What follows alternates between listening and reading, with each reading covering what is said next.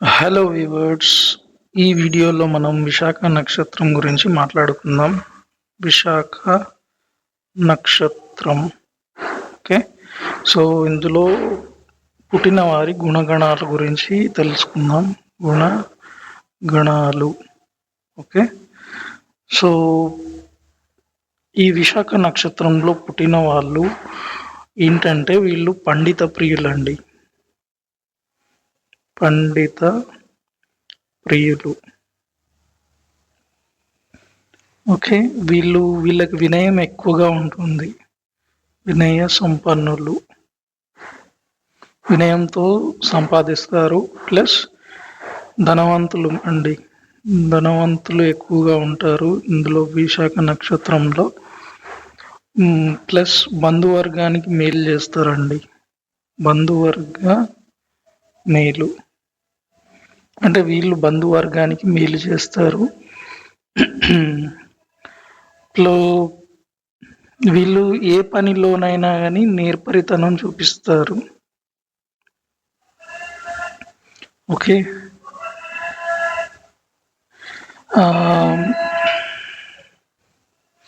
వీళ్ళు ఏంటంటే మాటకారులు అండి. ఏ విషయాన్నైనా దాపరికాలు లేకుండా చెప్పగలిగే వాళ్ళు ఉంటారండి. ఏ విషయాన్నైనా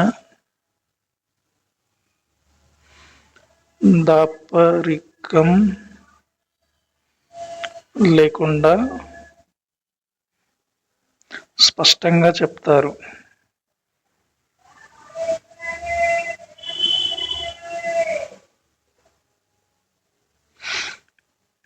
ఓకే,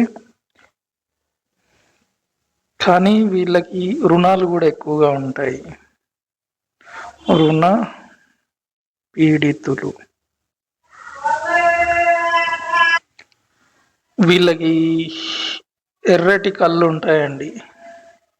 కళ్ళు. ఓకే, ప్లస్ స్త్రీ ప్రియులు. ఓకే, వీళ్ళు చాలా క్విక్గా వ్యాధిగ్రస్తులు అవుతారు. ఓకే,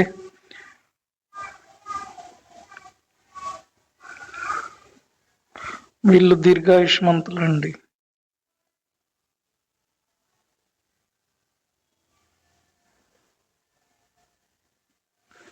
ఓకే, సో ఇవండి విశాఖ నక్షత్రంలో పుట్టిన వాళ్ళ గుణగణాలు. నెక్స్ట్ వీళ్ళకి 4 పాదాల్లో మొదటి పాదం గురించి మాట్లాడుకుందాం. ఒకటో పాదం. సో ఒకటో పాదం ఇది ఎవరిదంటే కుజుడిదండి. కుజుడిది. ఓకే, సో వీళ్ళకి ఏంటంటే పల్చటి ఛాతి ఉంటుందండి. ఎరుపు కళ్ళు. ఓకే, వీళ్ళు ఎక్కువగా ధనవంతులు ఉంటారండి ఈ మొదటి పాదంలో. సో రెండవ పాదం గురించి మాట్లాడుకుందాం. రెండవ పాదం ఎవరిదంటే శుక్రుడిదండి. సో వీళ్ళు ఏంటంటే వీళ్ళు రూపవంతులు. చాలా అందమైన రూపం ఉంటుంది. ఆకట్టుకునే రూపం. ప్లస్ సౌందర్యవంతులు.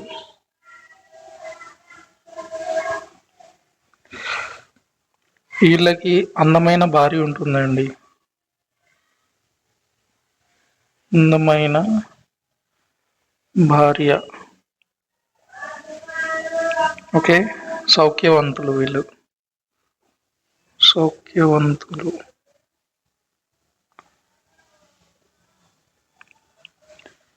వీళ్ళు దేన్నైనా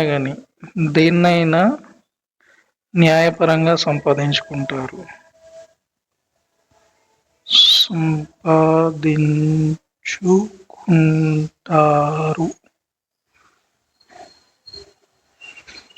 ఓకే, కానీ వీళ్ళు చెవిటి వాళ్ళు కూడా అవుతారండి.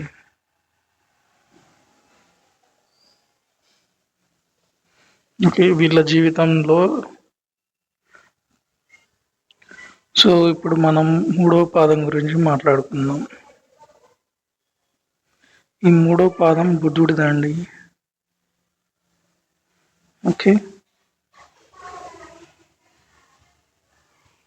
సో మూడో పాదం బుధుడిది ప్లస్ వీళ్ళు ఏంటంటే వీళ్ళకి మంచి చెడు. ఓకే.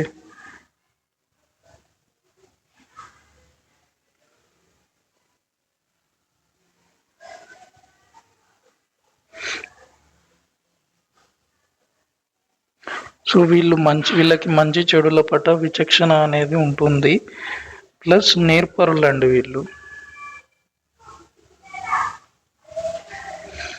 ఓకే. ప్లస్ వీళ్ళు దాన గుణవంతులండి.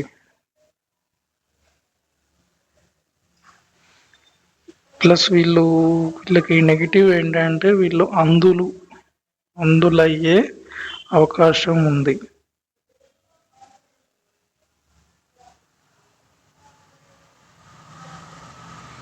ఓకే. ఇప్పుడు మనం 4వ పాదం గురించి మాట్లాడుకుందాం. సో 4వ పాదం ఎవరిదంటే చంద్రుడిది.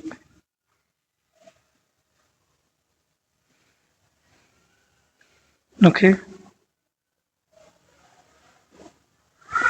వీళ్ళు ఏంటంటే చాలా త్వరగా వ్యాధిగ్రస్తులు అవుతారు.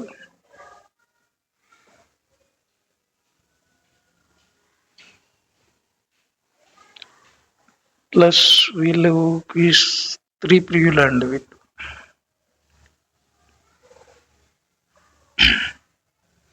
సో ఇప్పుడు మనం 4 పాదాల గురించి మాట్లాడుకున్నాం.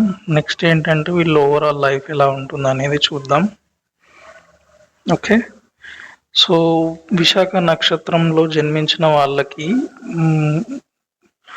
ఏంటంటే వీళ్ళు 16 సంవత్సరాల పరిధి గల గురు మహాదశలో జన్మిస్తారు. ఓకే. దాని తర్వాత 10 సంవత్సరాలు శని మహాదశ. ఓకే.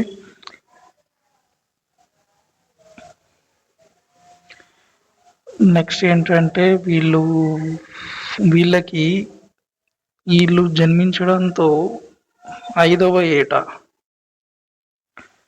ఓకే నేత్ర వ్యాధితో బాధపడతారు. నెక్స్ట్ ఏంటంటే వీళ్ళు 13వ ఏట వీళ్ళకి 13వ ఏట వాత పైత్య జ్వరం.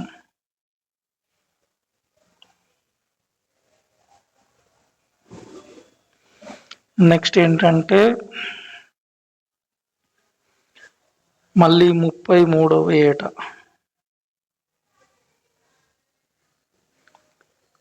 ఆయుధాల వల్ల భయం.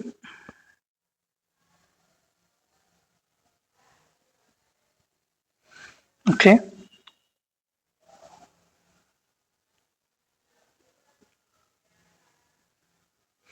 వీళ్ళకి ఒక స్పెషల్ కండిషన్ ఉందండి. ఈ స్పెషల్ కండిషన్ ఏంటంటే వీళ్ళకి ధనుర్మాసంలో ఓకే శుద్ధ చతుర్దశి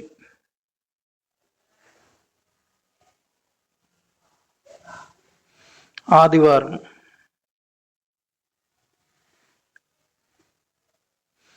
విశాఖ నక్షత్రం అవుతాయి ఈ కాంబినేషన్.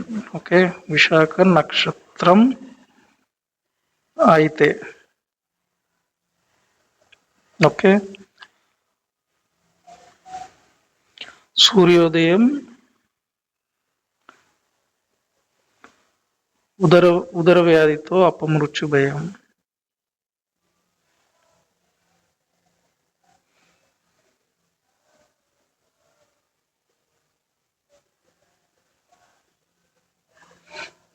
ఓకే. సో ధనుర్మాసంలో శుద్ధ చతుర్దశి అది కూడా ఆదివారం అయితే ఆ ఆదివారం విశాఖ నక్షత్రం అయితే వీళ్ళకి సూర్యోదయం ఉదర వ్యాధితో అపమృత్యు భయం ఉంటుంది. సో దీన్ని అధిగమించితే 97 సంవత్సరాల పరమాయు. ఓకే, సో ఇదండి ఏంటంటే విశాఖ నక్షత్రం వారి గుణగణాలు, 4 పాదాల గురించి ప్లస్ వాళ్ళ ఓవరాల్ లైఫ్ గురించి మనం ఈ వీడియోలో చూసాం. నెక్స్ట్ వీడియోలో మనం అనురాధ నక్షత్రం గురించి తెలుసుకుందాం. అంతవరకు సెలవు. నమస్కారం.